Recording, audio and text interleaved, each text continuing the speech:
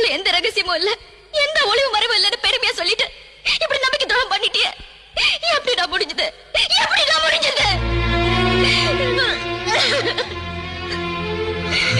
ஏதோ ஏதோ ஒரு வகையில கொஞ்சம் உணர்த்தி இருந்தா கூட நான் இந்த மாதிரி ஏமாந்திருப்பேனா?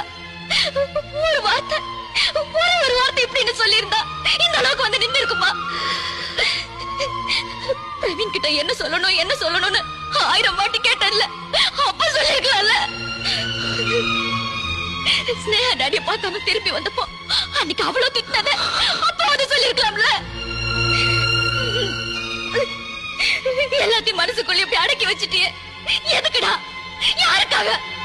உன்னை விட முக்கியமான எனக்கு அந்த பிரவீன்